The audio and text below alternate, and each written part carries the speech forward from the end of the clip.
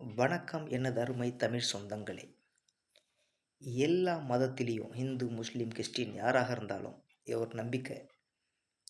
அதாவது நீ தீங்கு செஞ்சின்னா உனக்கு 10 மடங்கு தீங்கு இறைவன் செய்வான்.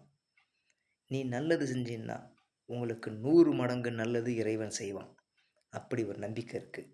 தண்டனைகள் கண்டிப்பாக உண்டு செய்கிற பாவத்துக்கோ தீங்குக்கோ. அப்படி தான் ஒரு மனிதர் இறக்கக்கூடிய தருவாய் வருது. அந்த மனிதர் ரொம்ப நல்ல மனிதர்.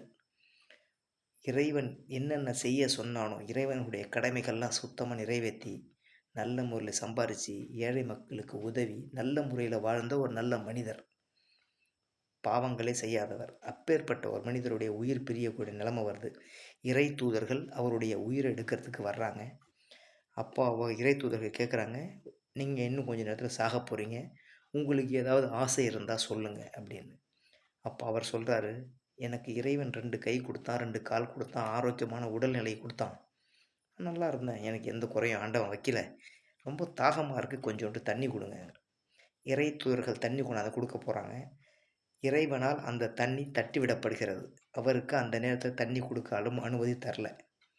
அந்த நிமிடத்தில் தண்ணி கிடைக்காதனால அவரோட உயிர் உடனே போயிடுது.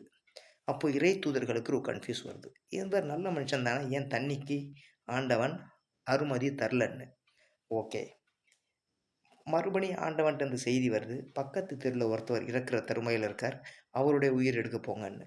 அவர் எப்படின்னாக்கா, இறைவன் என்னென்ன செய்யக்கூடாதுன்னானோ அவ்வளவு பாவங்களும் செஞ்சவர், உலகத்தில் இல்லாத அசிங்கங்கள்லாம் செஞ்சவர். அப்படிப்பட்ட ஒரு மோசமான மனிதர். அவருடைய உயிர் எடுக்கிறதுக்கு போகிறாங்க. இறை தூதர்கள் சொல்கிறாங்க, அவர் உடல்நிலை சரியில்லாமல் இருக்கார்.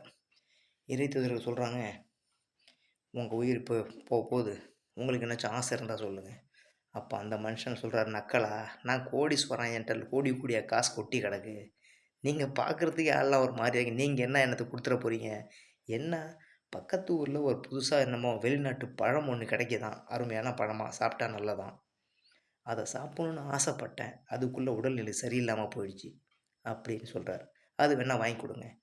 இந்த இறை தூதர்கள் போயிட்டு அந்த பழத்தை வாங்கிட்டு வர்றாங்க, இவர்கிட்ட கொடுக்குறாங்க. இவர் சாப்பிட்டு முடித்த பிறகு இவருடைய உயிர் பிரியுது. அப்போ இறை தூதர்களுக்கு ஒரு சந்தேகம் வருது, இறைவன் மிகப்பெரிய தப்பு செஞ்சிட்டான். ஏன்னா நல்லவருக்கு தண்ணி கொடுக்கறது அனுமதி தரல, இந்த ஆளுக்கு கேட்டதை கொடுத்து அப்புறம் உயிர் எடுக்க அனுமதிச்சிருக்கான். இது ஆண்டவன்கிட்ட போய் கேட்கணும், ஆண்டவன் தப்பு செஞ்சிட்டான்னு.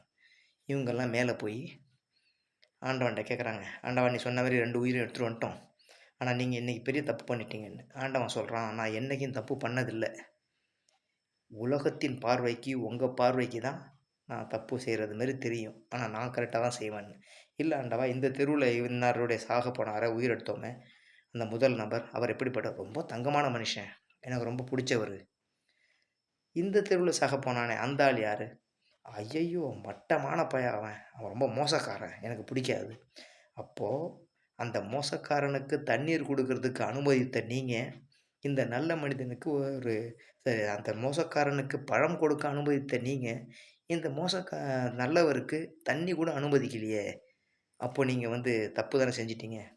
அப்போ ஆண்டவன் சொல்கிறானா, உங்களுடைய பார்வைக்கு தான் அப்படி, உண்மை நிலவரம் அப்படி கிடையாது, நல்லது தான் நான் செஞ்சேன், சரியாக தான் செஞ்சேன், என்ன செஞ்சீங்க.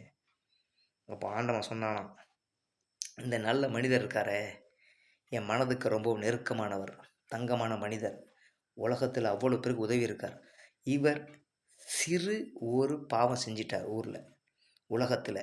அந்த பாவத்துக்கு தண்டனையை நான் மேலே கூப்பிட்டு அவருக்கு கொடுக்க விரும்பலை, கீழே தண்ணி தள்ளி விட்டதன் மூலியமாக அந்த தண்டனை நான் கீழே கொடுத்துட்டேன், அவரை மேலே கூப்பிட்டு சொர்க்கத்தில் என் பக்கத்திலேயே வச்சுக்க போகிறேன். இவன் இருக்கானே, இவன் மோசக்காரன், பல பாவம் செஞ்சவன், ஆனால் இவன் இந்த பூமியில் ஒரு நல்லது செஞ்சிட்டான், அவன் தாய் தந்தையை கொஞ்சம் நல்லா பார்த்துக்கிட்டான், அதுக்காக அவனை மேலே கூப்பிட்டு நான் நல்லது செய்ய விரும்பலை, அவன் ஆசைப்பட்ட பழத்தை அவனுக்கு அங்கே கொடுத்ததன் மூலியமாக அதுக்கு நான் பரிகாரம் பண்ணிட்டேன், அவன் மற்றதெல்லாம் பாவம் தான் செஞ்சான், அவனை மேலே கூப்பிட்டு நரகத்தில் விட்டு சுழுக்கெடுக்க போகிறான்னாராம். ஆக ஆண்டவன் எந்த நேரத்தில் யாருக்கு என்ன செய்கிறாரு, எதுக்காக செய்கிறாருன்னு அவருக்கு மட்டுமே தெரியும். அது எந்த கடவுளாக இருந்தாலும் நம்மளுடைய பார்வைக்கு தான் மாறுபடும். ஸோ எல்லாமே எல்லா கடவுளும் நல்லது தான் செய்ய சொல்லுது. நன்றி, வணக்கம்.